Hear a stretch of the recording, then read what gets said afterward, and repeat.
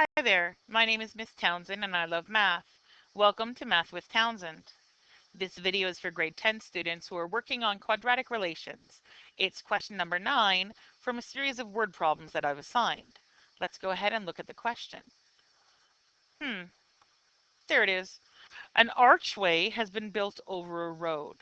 The arch can be modeled by the equation. Okay, so we're really going to have to think about what this means, especially if I look ahead. Part A says describe what X and Y represent. So let's try to make some sense of this. So we have a road, and there's an archway over the road like this. So obviously I've just drawn a negative parabola, which is good. I recognize that there's a negative coefficient for the A value. What else do we know? Well, we know that there's an imaginary plus 0 at the end here. So when x is 0, y is 0. So we can imagine that if we, let's use a different color here to emphasize, that the point 0, 0 for x and y exists on this parabola. And we're assuming that, we're not going to dig into the earth to build this archway. So here's the XY axis put on top of the image of the arch over the roadway. So here's that 0, 0 point. So when it says in part A, what do X and Y represent? What do they represent? So Y would obviously represent the height. So Y represents the height of the arch um, with relation to X. And what does X represent? Well, X represents the horizontal distance from one edge of the arch to the other. Um, yeah, I think that's good enough. So we could say that y represents the height of the arch, um, and x represents the horizontal distance measured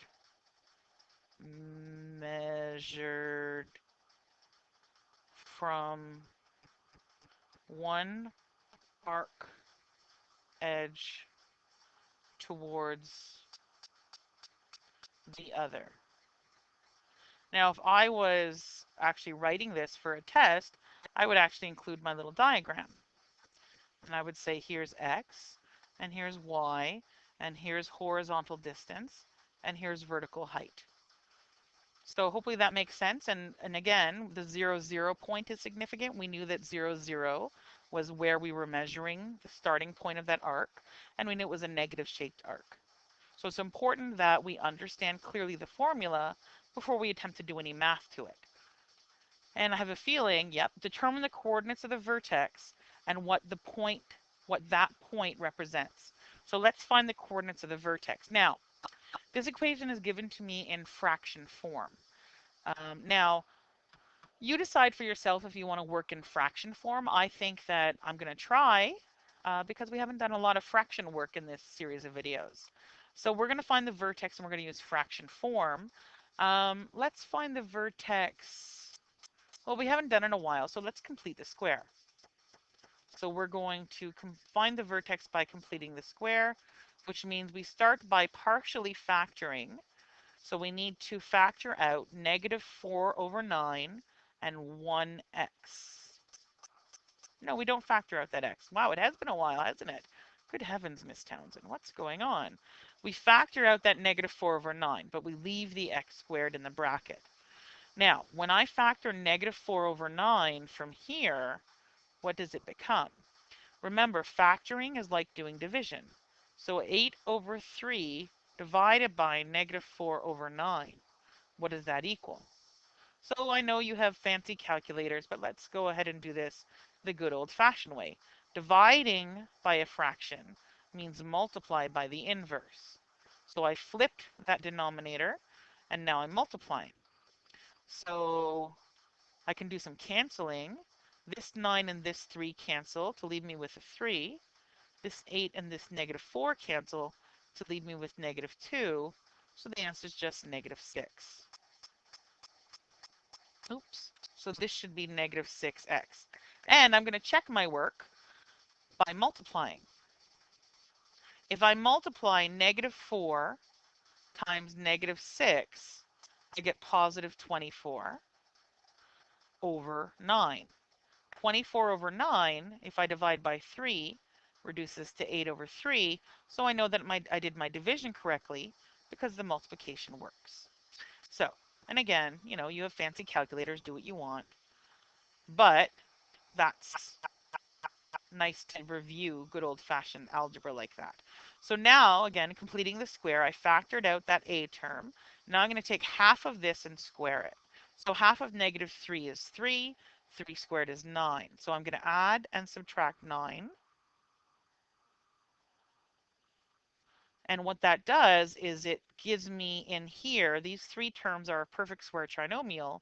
And this term here, well, I want to get rid of it. And the way to get rid of it is we're going to move it outside the bracket. So remember, when you move it outside the bracket, it's not just negative 9 anymore, it's negative 9 times whatever that a value is. So we're left with this lovely, beautiful, perfect square trinomial. And out here, negative 9 divided by 9, isn't that nice? That's going to be plus 4. So we have y equals negative 4 over 9. Factoring that perfect square trinomial gives me x minus 3, and then I have plus 4. So the vertex is at positive 3, 4. Now what does that mean about the arc or the archway? So again, here's the archway. It means that 3 meters from the edge of the arch is the maximum height of the arch, which happens to be 4 meters tall. So 3 meters away from the edge is the maximum height, which is at 4 meters. That's what that point means to the context of this question. And then we have this. A truck is 2 meters wide and must drive under this arch. What is the maximum height of the truck? Well, our answer is going to depend on if we're going to allow the truck to take up both lanes of traffic or if the truck has to stay in one lane. And let me explain.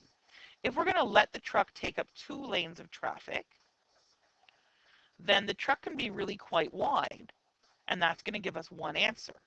But if we're going to make the truck stick to only half of the arch, so stick to one lane, then I can only have a truck that's not quite as wide. So which one of these scenarios are we going to do? Well, let's do this one, because really we could just then cut it in half to give the other answer. So let's pretend that we can have a super wide truck because we're going to stop all traffic and it's going to be able to go through and hog both lanes. Okay, so now how are we going to actually do the math? I just erased to draw a prettier picture here. So we know that the maximum height is at 4. This is 0. We know that this midpoint here was at 3, so we know that this must be at 6 using the symmetry of a parabola. So what we have is a truck that is 2 meters tall. So our truck is this tall. So obviously, it can only be this wide. If it's any wider, it's outside the arc. So let's call this x1 and x2. And if we can find those values, so if we can find this point here where the truck just scrapes past the arc, and here where it just scrapes past the arch, then we can use those values to subtract and calculate how wide the truck has to be. So how are we going to find those values? Well, really, what I'm saying is let the height be 2 and find x. So we're going to let the height of the arch be 2, and we're going to try to find x. So let's go ahead and do that. So 2 equals negative 4 over 9 x squared plus 8 over 3 x. And let me just make sure I've got that right. Good. So we know that we need to make it equal to 0 before we use any of our solving techniques. Oop, that should be minus, pardon me. So there's the equation. We could use the quadratic formula. We could try factoring. Ooh, I don't want to factor. Let's go ahead and use the quadratic formula. So x equals negative b. And yes, I am going to start to use decimals, but I'm going to try to, use fractions as long as I'm comfortable using fractions. So negative b plus or minus the square root of b squared minus 4ac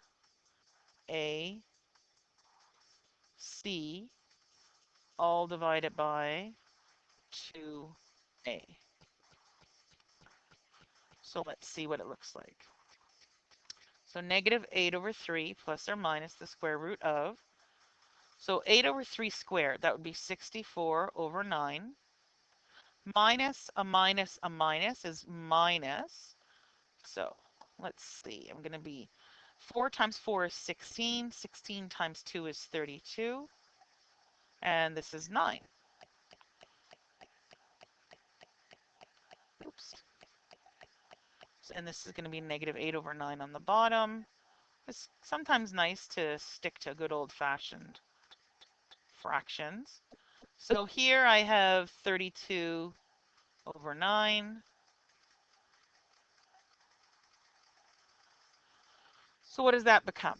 Well, this is now where I'm going to start to flip into fraction mode.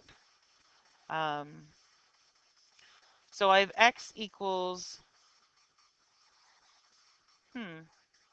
all right. So let's do some calculations here. Negative 8. You know what? Just because you're here and I'm here, let's do some good old-fashioned learning. I'm going to write this as plus or minus root 32 over root 9. What's the square root of 9, everybody? That's right, it's 3. So I haven't done this plus or minus yet. Now the reason I wanted to do that is because now I have a common denominator. So I have this common denominator on top of 3. So I can write this. Oops, that's a 9. So now we're going to do that thing we've done previously, which is we're going to multiply. We're going to take this divide sign, and we're going to flip and multiply instead. So I have negative 8 plus or minus root 32 over 3 times 9 over negative 8. So what's going to happen? Well, this, let me use a different color here. This and this are going to reduce to a 3. And then this is going to be negative 8. So obviously, oops. Now obviously, you're welcome to switch to decimals, but again, it's nice once in a while to be able to do something like this. So negative 8 plus or minus root 32 over negative 8. We don't want a negative on the bottom. So if I multiply everything by negative 1, 8 plus or minus root 32 over 8. Let's see what happens with root 32. Remember, root 32 is the same thing as 16 times 2. So root 16 times 2, so it's really 4 root 2. So if x equals 8 plus or minus 4 root 2 over 8. So x equals 1 plus or minus root 2 over 2 is one way you can think about it. So at this point, let's get out our calculator, shall we? That was a fun diversion. I like that. Okay, so 1 minus square root 2 divided by 2.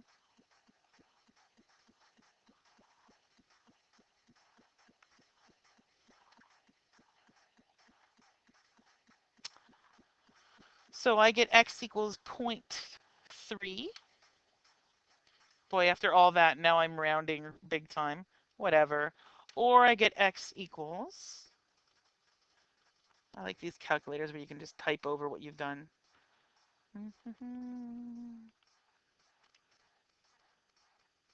1.7. And again, those of you who just use your calculator got those answers a long time ago probably. But again, what does it mean? So again, if we think about our super wide truck that scrapes past the arc at the 2-meter height point, well, we know that this point is 0.3 meters from this edge, and this point is 1.7 meters from the same edge. So the width of the truck is the difference between them, which is 1.4 meters. So the maximum width of the truck is 1.4 meters. And again, if we had instead decided that the truck had to obey side of the road law, then we could just take half that value and say that the truck has to be 0.7 meters wide, depending on whichever answer you think you'd like. Certainly, if I was your teacher and this was the question, I would have taken either answer as correct because I didn't really specify what the actual scenario was. Okay, so I hope that that helps. Um, this would be an incredibly narrow truck, wouldn't it? Probably this is the one that's the right answer. But, you know, hey, I've never been to Europe. They have tiny little lorries there with, I don't know, you know. Love you, Europe. Okay, so that's this question, and maybe I'll check you out on question number 9. Go trucks.